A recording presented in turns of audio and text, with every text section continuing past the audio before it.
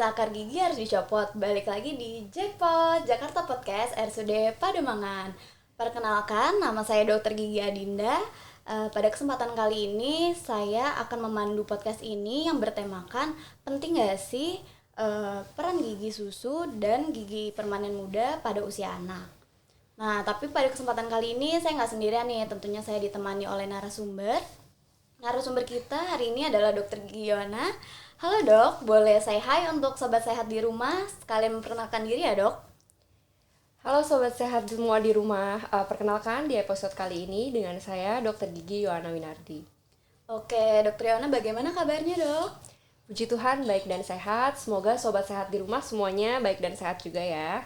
Oke, Dr. Yohana dan sobat sehat di rumah. Seperti yang tadi sudah saya sampaikan di awal bahwa tema podcast kita pada hari ini yaitu penting gak sih peran gigi susu dan gigi permanen muda pada usia anak.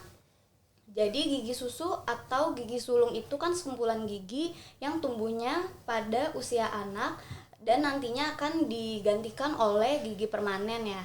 Tapi kebanyakan para orang tua di luar sana itu menyepelekan kesehatan gigi pada anaknya karena mereka beranggapan bahwa nantinya pun gigi susu ini akan diganti oleh gigi permanen. Padahal yang kita tahu gigi susu itu sangat berperan penting pada usia anak.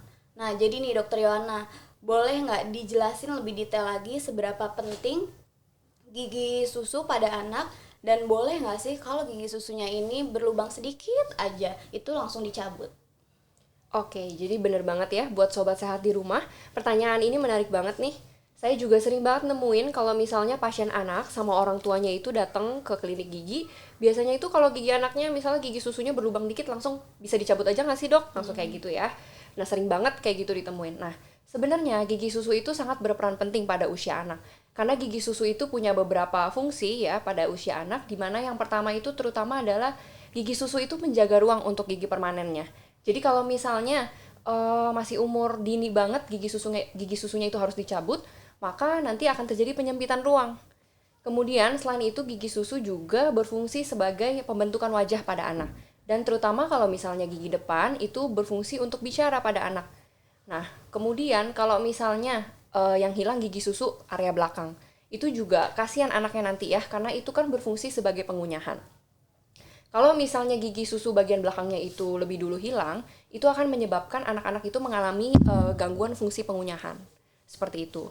Nah, akibatnya anak itu biasanya akan mengalami penurunan dari fungsi penurunan nafsu makan. Sehingga biasanya gizi dan tumbuh kembang anak itu menjadi terganggu, seperti itu. Oke, bener banget nih dok. Sering banget ya kita di praktek sehari-hari kedatangan pasien anak yang ditemani oleh orang tuanya. Terus orang tuanya tuh tiba-tiba datang ngomong, dok gigi anak saya berlubang nih dok, boleh nggak langsung dicabut aja? Itu nggak baik ya, nggak boleh kayak gitu ya sobat sehat. Jadi emang kapan sih dok waktu yang tepat untuk mencabut gigi susu pada anak? Oke, jadi waktu yang tepat untuk pencabutan gigi susu pada anak itu adalah biasanya ketika gigi susu tersebut goyang dan akan digantikan oleh gigi permanennya. Nah, itu biasanya di usia sekitar 5-6 tahun. Gigi susu itu mulai goyang dan akan digantikan oleh gigi permanennya. Biasanya yang pertama kali tumbuh itu gigi geraham atau gigi molar pertama anak ya, yang di area belakang itu sekitar usia 5-6 tahun. Nah, kemudian kapan lagi waktu yang tepat? Yang kedua, kalau misalnya kita temukan suatu kondisi pada gigi anak itu di mana giginya mengalami berlubang yang sangat besar dan giginya itu sudah tidak dapat dirawat ataupun ditambal lagi gitu. Nah itu mau nggak mau, jadi pilihan terakhirnya itu adalah ya kita cabut seperti itu. Oke, lalu dok, gimana nih kalau misalnya gigi susu tersebut pada anak sudah tidak bisa dipertahankan dan kayaknya nih harus dicabut aja dok? Oke, kalau misalnya seperti yang saya jelaskan tadi ya, kalau misalnya kondisi gigi susunya itu berlubang besar banget, sudah nggak bisa dirawat lagi. Nah itu mau nggak mau kita kepilihan terakhir yaitu gigi susunya harus dicabut. Nah kalau misalnya kita menemukan suatu kondisi seperti itu, ya mau nggak mau kita cabut giginya, tapi kita harus pertimbangkan. Ada beberapa pertimbangan. Yang pertama itu adalah usia anak ya. Usia anak itu berpengaruh karena kita mau tahu nih erupsi gigi permanennya tuh udah bentar lagi atau masih lama gitu. Kalau misalnya masih lama, itu biasanya kita membutuhkan suatu alat penahan ruang atau yang kita sebut biasa namanya adalah space maintainer. Nah, itu biasanya perlu analisa lagi tuh kayak ronsen, seperti itu ya, ada analisa ruang, apakah membutuhkan space maintainer atau tidak. Nah, kemudian pada kasus seperti apa lagi, itu adalah kasus-kasus di mana anak itu mengalami kehilangan gigi susu area depan. Ya, jadi walaupun anak kecil, tapi kasihan kan kalau misalnya kehilangan gigi depannya, nanti bisa diledekin sama teman-temannya. Jadi, kita perlu pertimbangkan untuk pembuatan space maintainer yang berfungsi sebagai gigi tiruan pada area gigi depan. Seperti itu. Oke dok, ngomongin gigi permanen muda nih dok. Memang kapan sih gigi permanen yang menggantikan gigi susu itu pertama kali tumbuh di usia anak-anak? Oke. Kalau membahas masalah gigi permanen, itu tumbuhnya pada anak itu pertama kali adalah usia 6 sampai 7 tahun. Itu sekitar ya. Jadi biasanya yang pertama kali tumbuh itu adalah gigi molar atau gigi geraham permanen yang bagian belakang, itu pertama kali tumbuh pada anak. Dan kemudian setelah gigi molar atau gigi geraham pada usia 6 sampai 7 tahun, itu usia 8 biasanya gigi seri depan, 4 gigi seri depan. Nah, setelah gigi seri depan di atas usia 8 tahun itu baru diikuti dengan gigi belakang lainnya, termasuk gigi caninus itu nanti terakhir, seperti itu. Oke dok, berarti yang pertama kali tumbuh itu adalah gigi geraham ya dok? Nah, tapi kenapa ya kita sering banget nemuin gigi geraham permanen muda itu pada anak biasanya tuh berlubang ya dok? Iya, jadi sebetulnya pertanyaan ini berkaitan ya dengan pertanyaan yang sebelumnya. Jadi kenapa gigi molar atau gigi geraham permanen pertama anak itu sering banget kita temuin tuh biasanya rusak duluan. Udah berlubang besar tuh kalau misalkan dokter gigi. Karena sebenarnya pada dasarnya gigi molar atau gigi geraham pertama pada anak ini adalah gigi yang pertama kali tumbuh kan.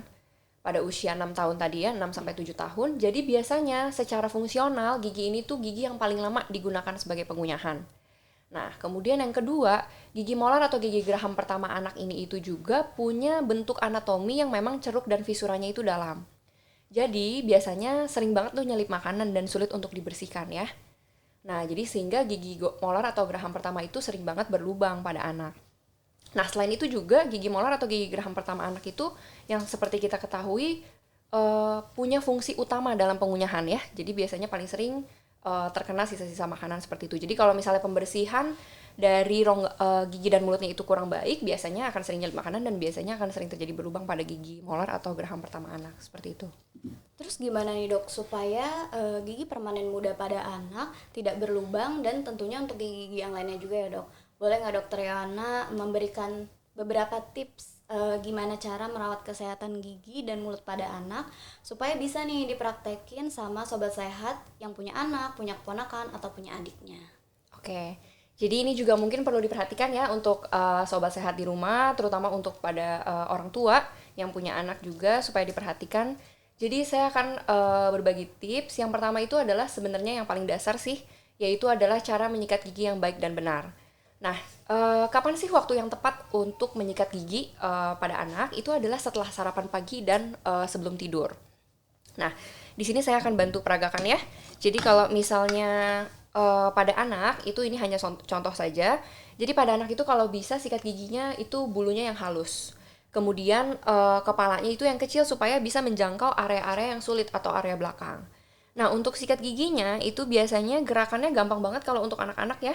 Para orang tua di rumah, jadi tinggal diputar aja pada seluruh area seperti ini. Memutar pada seluruh sisi, memutar seperti ini. Untuk rahang atas dan rahang bawah.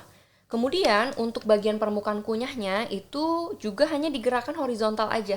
Jadi maju mundur kayak gini. Begitu juga untuk yang rahang bawah, itu juga sama horizontal, gerakannya maju mundur.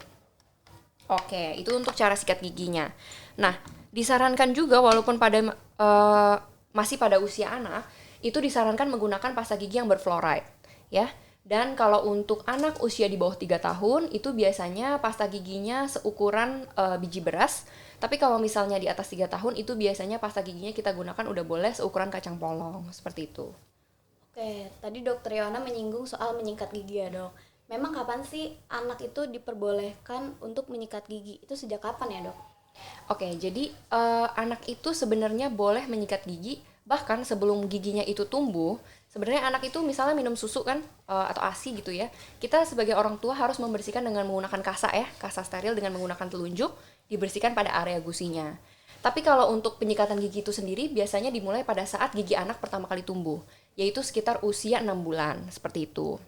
Nah, Saya juga sekalian mau menambahkan ya soal yang tadi. Eh, jadi pada anak ini juga untuk orang tua di rumah kalau bisa dikurangi untuk frekuensi mengemilnya pada anak. Jadi misalnya di antara makan berat itu dikurangi makan makanan yang lengket dan manis. Dan lebih disarankan untuk mengkonsumsi makanan yang berserat seperti misalnya sayur dan buah karena itu lebih bagus. Dia punya efek self cleansing pada gigi gitu ya. Gitu aja sih. Oke, bagus banget nih tips-tips yang sudah Dokter Yohana berikan. Boleh banget sobat sehat di rumah tuh untuk mencatat tips-tipsnya, terus nanti dipraktekin ya di rumah. Oke dok, sebagai pertanyaan penutup nih dok, atau pertanyaan terakhir, kapan ya waktu yang tepat untuk sobat sehat di rumah untuk membawa anak, ponakan, atau adik untuk kontrol ke dokter gigi? Oke, ini juga pertanyaan yang terakhir tapi penting banget ya buat orang tua di rumah. Jadi disarankan untuk membawa anaknya itu ke dokter gigi itu diperkenalkan dari giginya itu pertama kali tumbuh gitu. Jadi walaupun giginya itu belum berlubang, dibawa kontrol ke dokter gigi supaya anak itu juga bisa lebih perkenalan ke dokter gigi dan walaupun gak ada lubangnya kita bisa melakukan evaluasi pertumbuhan gigi anak seperti itu ya. Jadi dari awal jangan sampai pas udah berlubang baru anaknya itu dibawa ke dokter gigi gitu.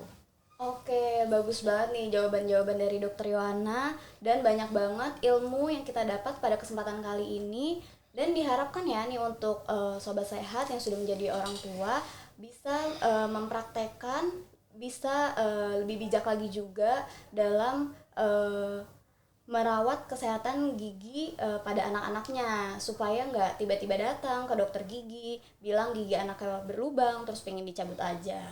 Kalau begitu, terima kasih banyak untuk Dr. Gigi Yona atas ilmu-ilmunya dan terima kasih sudah datang ke podcast RSUD Pademangan. Semoga ilmu-ilmunya bermanfaat untuk sobat sehat di rumah. Oke, sobat sehat, kira-kira tema apa lagi yang menarik untuk kita bahas di episode selanjutnya?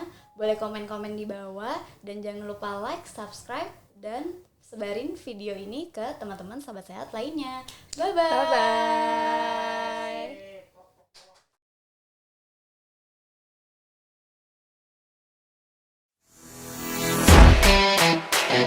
bye.